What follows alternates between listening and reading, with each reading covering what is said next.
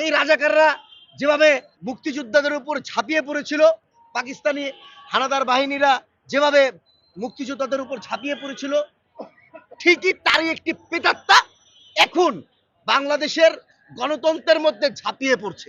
দেখুন, দীর্ঘ 17 বছর আন্দোলন সংগ্রাম করার পর 2024 জুলাই গণঅভ্যুত্থানের আন্দোলনের মধ্যে দিয়ে বাংলাদেশ পেয়েছে যেমন একটি নতুন সূর্য। আমরা মনে প্রাণে বিশ্বাস করি দেশনায়ক তারেক রহমানের নেতৃত্বে আমরা 2024 গণঅভ্যুত্থানের আন্দোলনের মধ্যে একটি নতুন সূর্য পেয়েছি। তিনি ঠিকই 1971 সালে 26শে মার্চ স্বাধীনতার ঘোষণার মধ্যে দিয়ে 16ই ডিসেম্বর দীর্ঘ 9 মাস যুদ্ধ করে এদেশ স্বাধীন করেছে শহীদ রাষ্ট্রপতি জিয়াউর রহমান। আজকে 16ই ডিসেম্বর বিজয় দিবসে আমাদের মনে ঈদের চেয়েও বেশি খুশি, এবং সেই সাথে 25 তারিখ সারা বাংলাদেশ হাসবে, কোটি কোটি মানুষের মুখে হাসি আসবে এবং গণতন্ত্রের যে একটা ধারাবাহিকতা সেটা ফুটে উঠবে 25 তারিখ।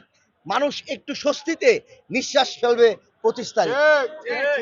দেখুন, আমি একটি কথা বলি, রাজাকারদের কাজ কি জানেন? রাজাকারদের কাজ তারা কিভাবে একটি মানে বাংলাদেশকে যেমন 1971 সালে এই রাজাকাররা যেভাবে মুক্তিযোদ্ধাদের উপর ঝাঁপিয়ে পড়েছিল, পাকিস্তানি হানাদার বাহিনীরা যেভাবে মুক্তিযোদ্ধাদের উপর ঝাঁপিয়ে পড়েছিল, ঠিকই তারই একটি প্রেতাত্মা এখন বাংলাদেশের গণতন্ত্রের মধ্যে ঝাঁপিয়ে পড়ছে। তার বহিঃপ্রকাশ এখন ফুটে উঠছে।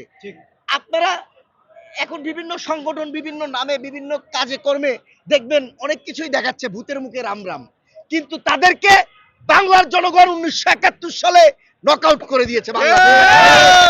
সেটা ফেব্রুয়ারি মাসে ভোটের দিনে সেটা আবারও প্রমাণ হয়ে যাবে।